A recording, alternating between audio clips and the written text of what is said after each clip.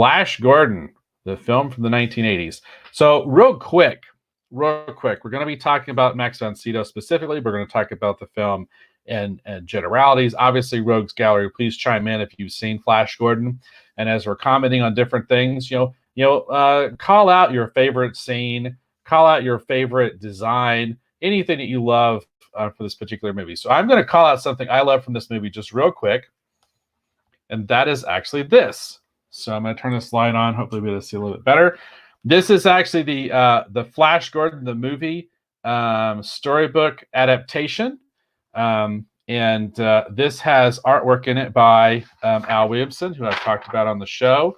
I'm a huge fan of Al Williamson's version of Flash Gordon. This is the movie adaptation. And it was, this is published by Western Publishing and in association with King Features Syndicate. Really, really awesome, awesome book. Sometimes you can find this at a convention for kind of a steal if you go around looking for it. So if you love Flash Gordon, if you love just great retro or fun sci-fi art, I highly recommend running down a copy of this book, the Flash Gordon movie adaptation. It's really, really good. And actually, it is considered a golden book as well. So highly recommend this. So that's one of my fun favorite things associated with Flash Gordon. So normally with that's very cool. That's very cool. Oh. The artwork that you showed looked really good. That's very cool. So with the retro retrospective format, we're going to fall into that. So normally what we do is we start off by talking about how did you first see Flash Gordon? So tell me, Erica, how did you first see the movie Flash Gordon? My earliest recollection of Flash Gordon was we had neighbors who had cable. When I was really young, I didn't have cable. We didn't get cable until I think it was like around junior high. I want to say like 12, 13. That's when I was one of the last kids that didn't have cable. I remember that experience growing up. But our neighbors did. Our next door neighbors did have cable. And my brother was friends with the boy there because they were both teenagers. I was a little kid.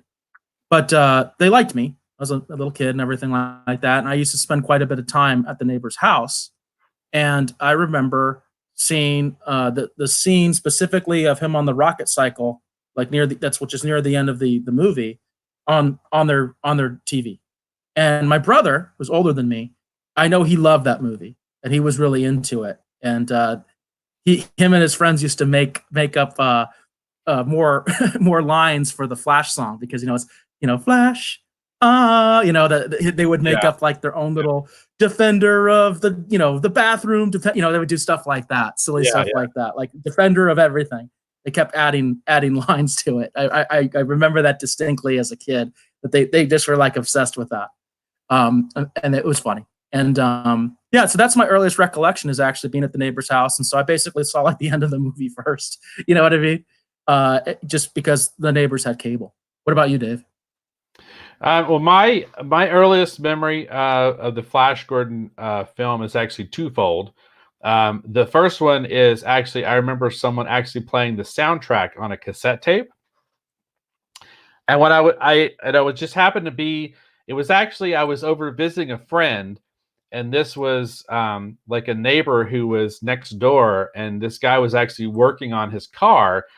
And he had a portable tape deck playing, a boombox, if you will. And he actually had the Queen Flash Gordon soundtrack playing.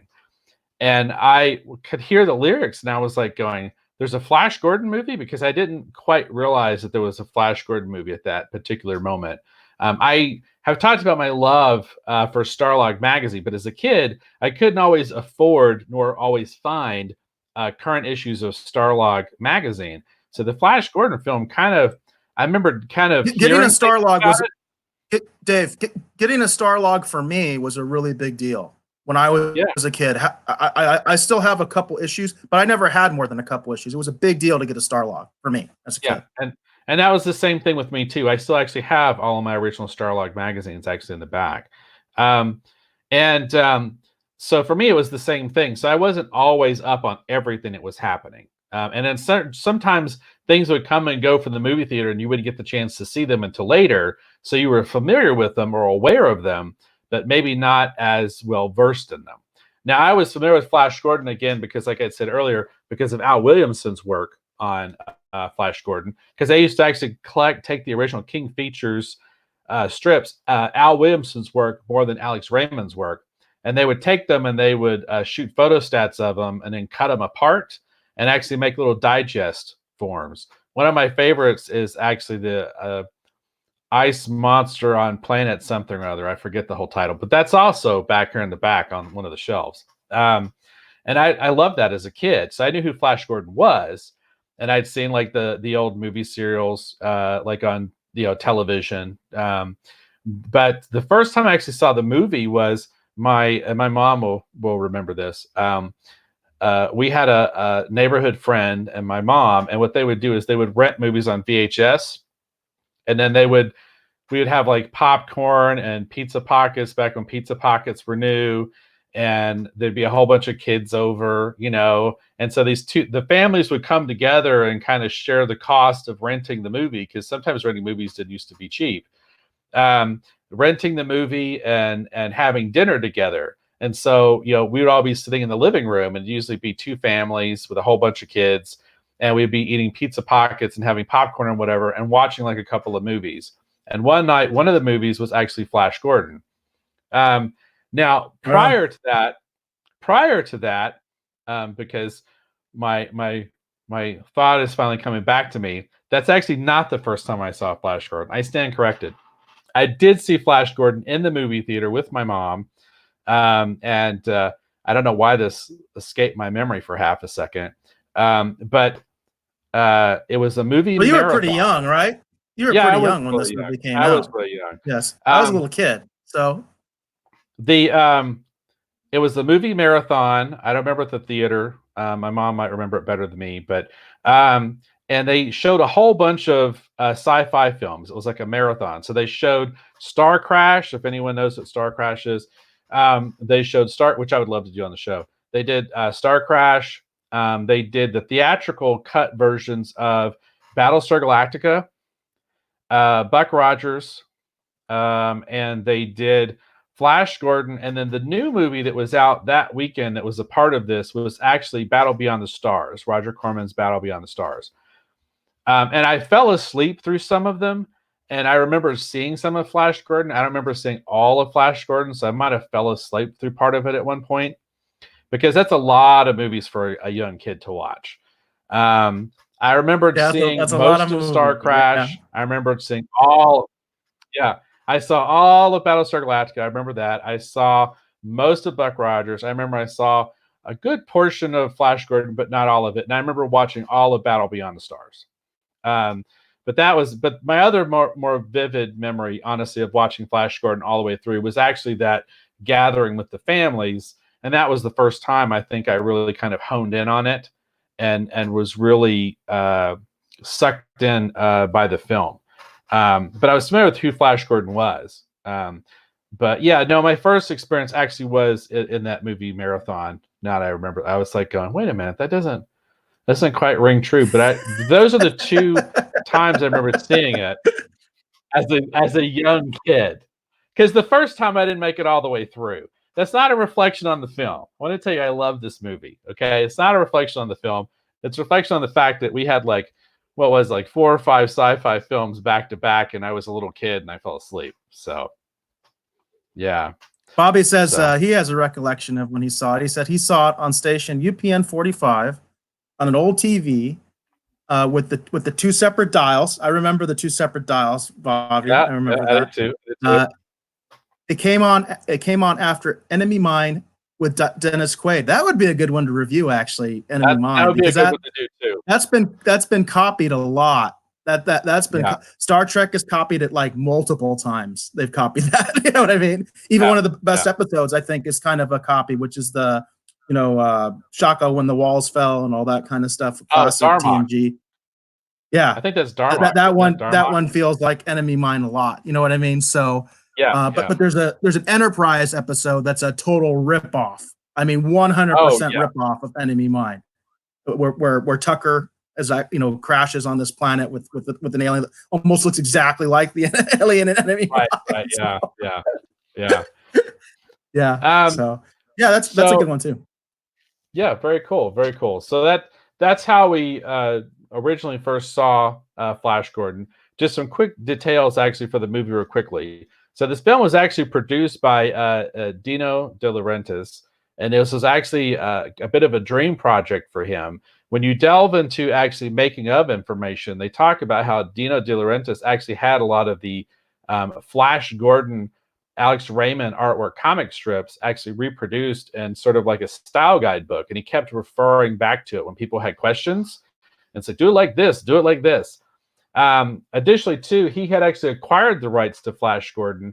And I think this is one of the first major theatrical releases that was kind of in the success actually of Superman the movie, which I sometimes think gets lost in translation because it's not an obvious superhero property, but it is a very popular, comic strip, comic book property.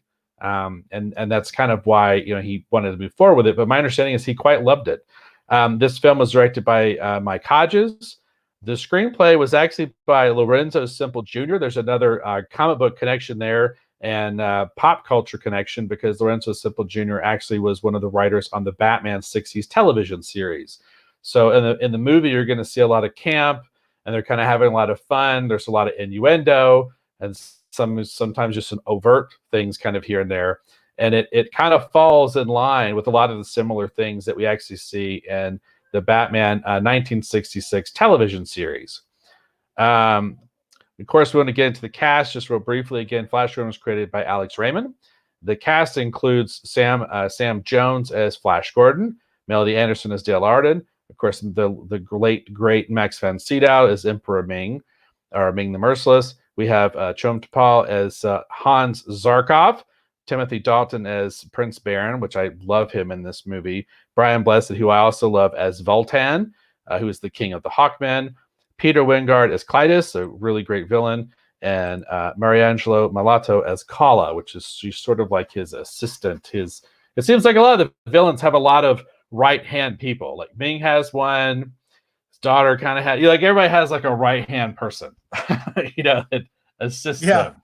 them in the Flash Gordon film universe anyway. So now that we've kind of talked about how you remember actually first hearing about or seeing Flash Gordon, we want to talk about how we actually feel about the film today, having actually just recently watched it and revisited it. So tell me, Erica, how do you feel about having actually just recently rewatched Flash Gordon? Well, it's funny because for me, Flash Gordon kind of never totally went away. You know what I mean? I've watched it probably close to 100 times. I've watched it a bunch of times. And again, it's kind of that experience that it's the way it started, where I was just casually over at someone's house. It was on and I watched it. Today, it's currently in rotation on Comet TV. Comet TV is a free channel, over the air channel.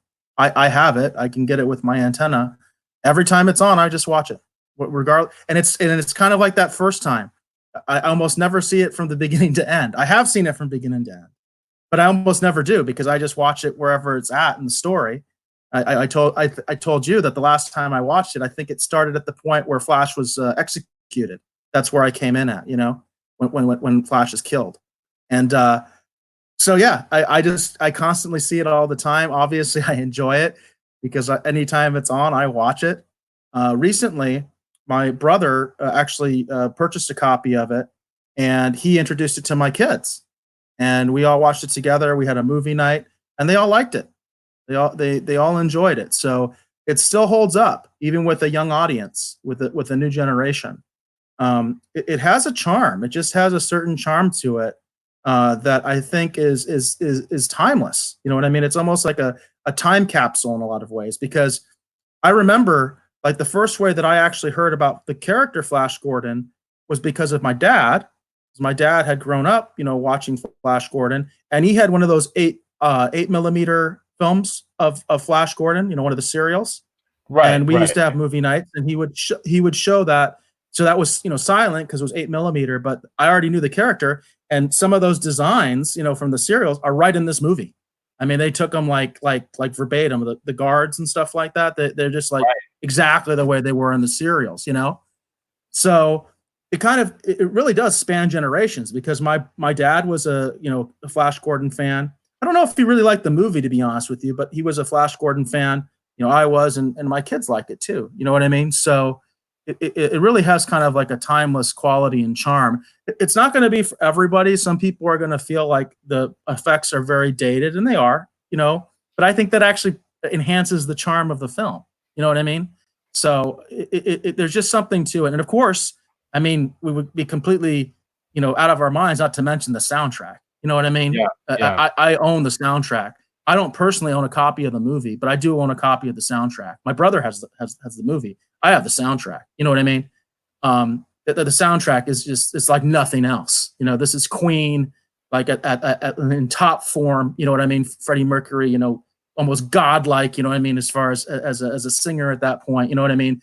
And it's like nothing else. It's just like nothing else out there. You know what I mean? And the fact that this famous rock band did the score, I mean, it kind of puts it in that sort of like almost legendary status, because that doesn't happen. When else? Right. Who else has done that? You know what I mean?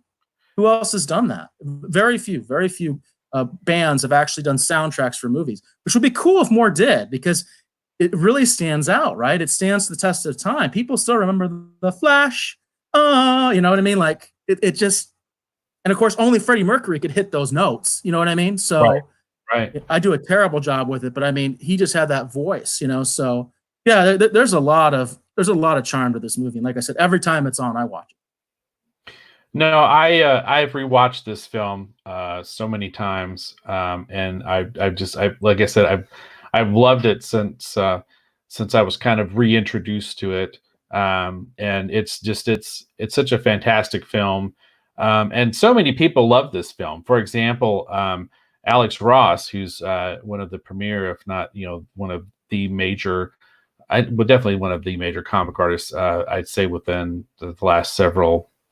Probably about the last couple of decades. He is a huge fan. I would say I would say Alex Ross is one of the greatest, modern artists. Period. You know what I mean? Alex Ross is just amazing. Yeah.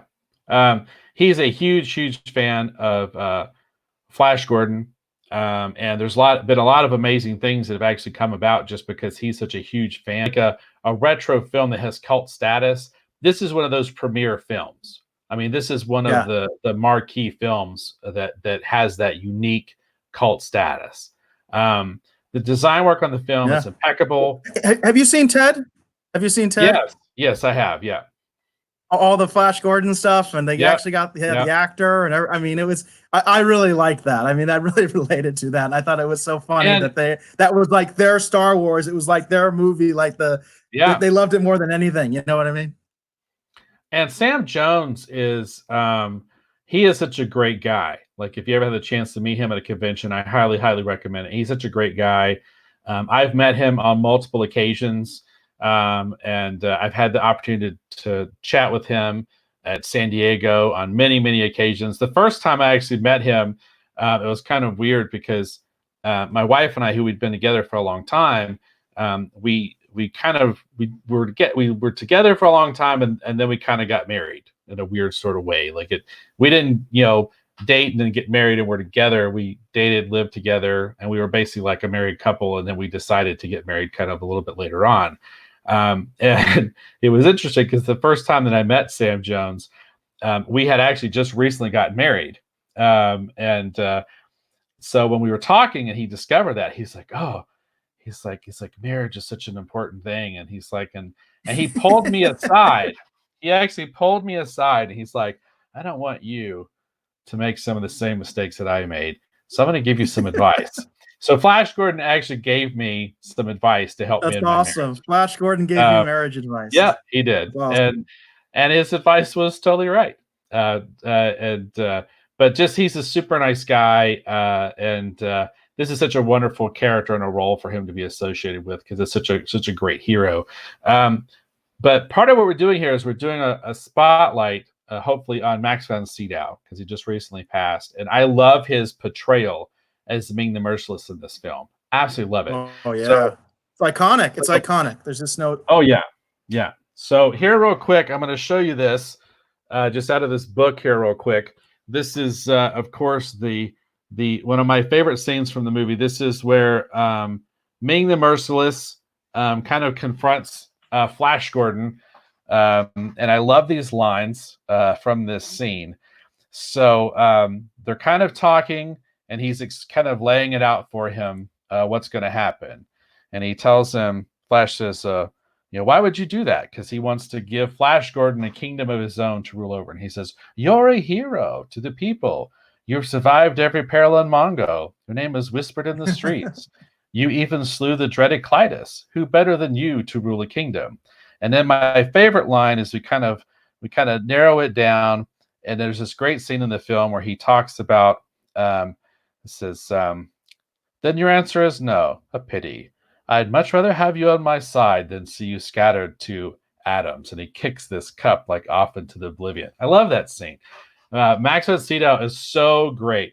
When I think of Max von Sydow, when I think of people like Frank Langella, who plays Skeletor, these are like Darth Vader. Like, these are your quintessential megalomaniacal villains. You mentioned Raul Julia in Street Fighter. Yeah, another great. Raul Julia as Bison. Yeah, absolutely.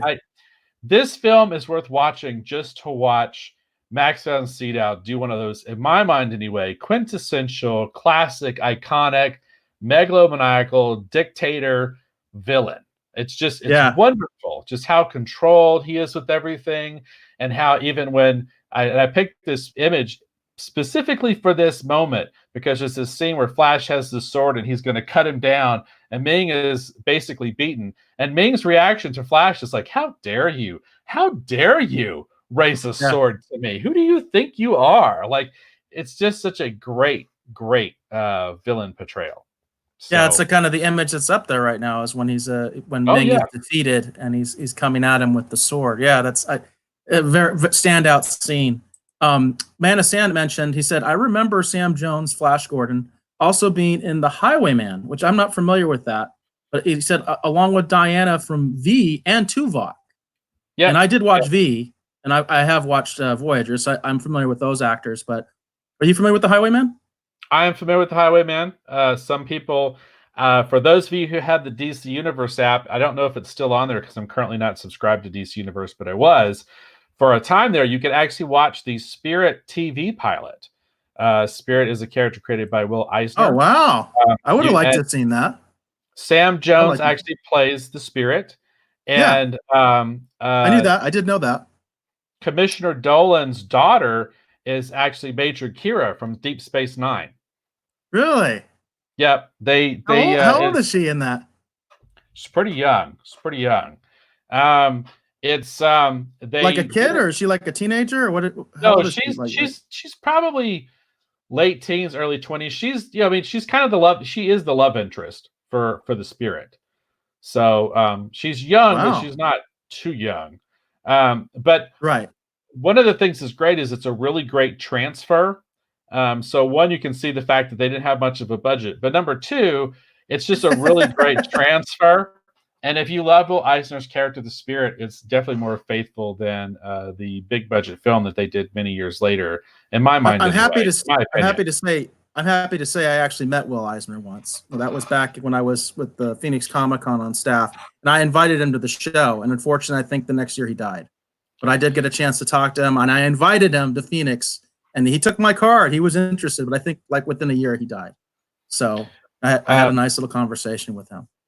Will Eisner is one of my heroes, and I had the opportunity to actually meet and talk with Will many times over the years. Whenever he was at a show or nearby, or I always tried to make the time to go over and stop and talk to him. The first time I actually got to talk to him was in 1993, and it was actually the first time I actually went to San Diego Comic-Con, and he and his wife were getting ready to go do lunch, and I didn't want to bother them. And this is in the days when he would just be over in Artist Alley, and he had a small, kind of modest setup, and people knew that he was a legendary Will Eisner. But sometimes the older legendary creators, they don't draw as much attention from the current audience as really is warranted or maybe should have happened. Well, But he not everybody. Well, the other thing is, not a lot of them didn't have the promotional skills of Stan Lee. That's true. kind of why he said, because he was like a master showman in a way. You know what I mean? Stan Lee and a lot of these other creators. Like I remember Will Eisner being very kind of humble and kind of soft He was. spoken. You know what I mean? He was. And what happened was is he and his wife were getting ready to actually like go do lunch. And when I saw they were packing up to get ready to leave, I didn't want to bother them. So I just turned and went the other way. And so I was kind of in a bit of a kind of bustled crowd trying to make my way through. And I felt this finger tap on my shoulder, and I turned around and it was Will Eisner. And he's like, "Hi." He's like, "You were coming over there." He's like, "Did you have something you needed signed, or did you have a question?" And I was absolutely like flabbergasted. It's like, "Oh yes." It's like, "But I didn't want to bother you." And he's like, "Oh, you're not bothering me at all. That's what we're here to do. Come on over here and let's talk." And Will was just such a nice, humble guy. And one of my most prized possessions of anything I've gotten autographed or signed by an artist is actually Will took the time and he actually wrote a personal inscription inside my copy of The Dreamer because he knew how much I wanted to be a comic book artist. Cool. It's just he's such a amazing gentleman and such a tremendous talent. But if you're interested in the spirit and you have the DC Universe app and you haven't had the chance yet to watch it, watch the spirit that's actually on like I said, I hope it's still on there, but it had been for quite some time. But you can actually watch Sam Jones actually as the spirit, and it's amazing because the opportunities that Sam has had to play some of these characters, he's picked characters that just seem to fit with his personality really well because he is very much a good-natured guy. You know, he had his time when, you know, he was kind of whatever, but and I think not to the extent that they have fun with it in the Ted movie, but he's pretty much a pretty good-natured guy, and he's got some, you know, very sort of I don't know, more. I don't want to say traditional values. I don't want to get too far into that, but it just the roles that he's played, they kind of fit with who he is, and it's really, really interesting the characters he's got to play. But no, yeah, he's great as Flash Gordon as well. It's just this film is just full of so many great performances. You would talk about Timothy Dalton as Prince Baron.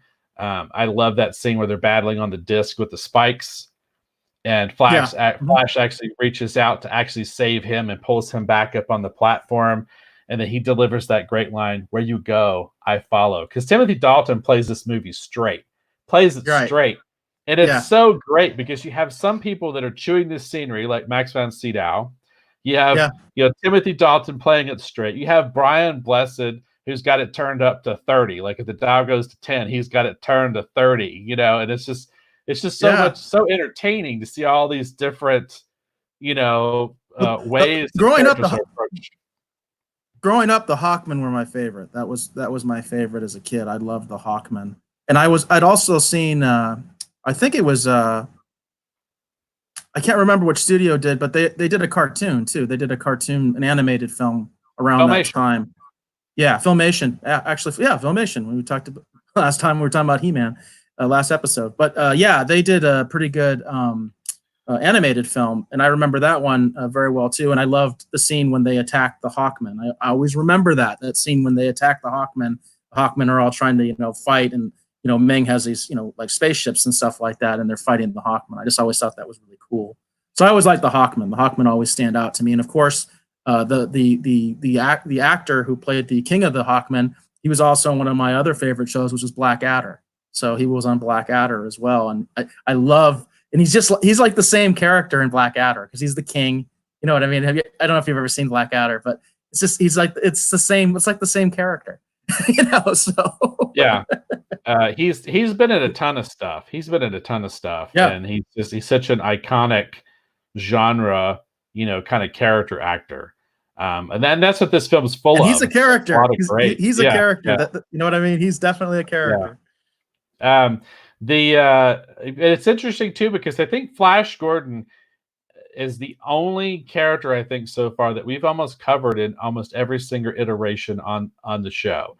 Because actually we have actually covered Greatest Adventure. which is actually the Filmation animated feature. Stephen Reed, who's a fantastic animator, Stephen Reed and Stephen Reed and I actually covered that, and then the Janimal and Stephen Reed actually covered the regular Filmation series, and we covered those actually on retrospective. I think 1 or 2 of those episodes are available on Facebook. And I need to re-upload those. I apologize because they were on the YouTube show, and then I pulled the YouTube thing down because I got mad at YouTube. But anyhow, I need to re-upload those. But Flash Gordon's the only character I think we have covered in almost every single adaptation, except for the sci-fi TV series, which we're probably never ever talk about that. That's not very good. Right. I've never seen that one. It's bad. It's bad. Not a fan. Apologies to anyone that might have liked that show. I didn't care for it. It removed it was so grounded and tried to be so modern in its approach that it removed all of the things that made Flash Gordon to me. You know, Ming the Merciless was kind of more Lex Luthor-y. He was just sort of like he was like a corporate dictator, you know. While might make sense in a modern context, within the context of what Flash Gordon is, it doesn't really play out very well. You know, he needs to be the more power mad dictator, you know, kind of that melodrama. It is part of what makes Flash Gordon to me.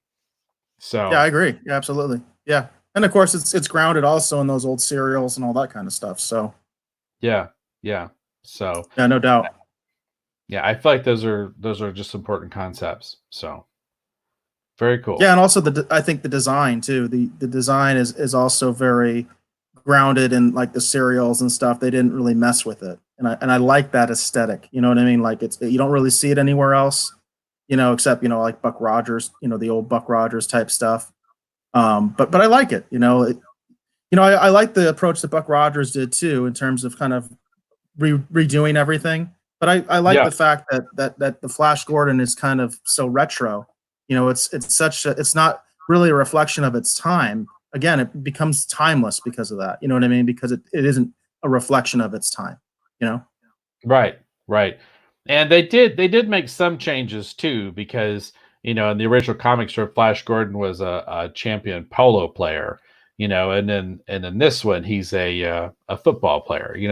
They have adapted and kind of made changes, but there's a world of difference between making minor tweaks like that to make it a little bit more contemporary, and then some of the things they did in the sci-fi series, which made it feel kind of not like Flash Gordon anymore, and something completely, separate and apart. So sure, absolutely, yeah. Well, just like Buck Rogers, Buck Rogers. I think initially, Buck Rogers was something like I don't even know if he was a pilot. I think he was like a miner or something. I want to say, but I know he wasn't an astronaut. You know what I mean? He wasn't originally an astronaut, obviously, because even though it was a science fiction show, they didn't think that way. So he wasn't an astronaut. So I understand things like that. Right. Very cool. So do we think that's probably good here for our Flash Gordon retrospective? Oh, well, yeah. I think Go ahead. I was just gonna say the only thing we have left to do, I forgot, is that we kind of related how we feel about it today. So the last thing would just be if we would recommend this film, like if we think people should watch it. I think that we have kind of said that, but I would definitely state that I think the Flash Gordon film is definitely worth watching if you haven't seen it. Would you agree with that, Eric? Absolutely. Like I said, even just for the soundtrack alone, you know what I mean? So I said, there are people that I think would have a problem with this movie because the effects are a little bit dated. It is a very unique aesthetic, and you either like it or you don't. You know what I mean? Yeah. So, but the soundtrack alone is worth the price of admission, so to speak. I don't know what platforms this is available on. Like I mentioned that it's in rotation on Comet, and Comet can be streamed, by the way, too. They do have a website where you can stream their content. Are you aware of any streaming providers that have this available or anything like that? Not off the top of my head, unfortunately, no. I'm not either. I have owned this film in so many different forms, and I currently have the Savor of the Universe DVD edition, which at the time was one of the highest transfers that you could actually get. and it actually has painted artwork on it by Alex Ross, and it came with like some Alex Ross art and whatever else. So that's the one I have. And it has a very nice documentary on it actually too, detailing the making of Flash Gordon. So Right on. So yeah, we do have some interesting comments over here. Actually, in the chat here from the Rogues Gallery. Yeah, Man of Sam mentions that the visual style, he says, was full of color, and yeah, you're right. It is a very colorful film. You know what I mean? It's got a very unique aesthetic. Like I said, it's got a very unique look to it. Yeah, for sure.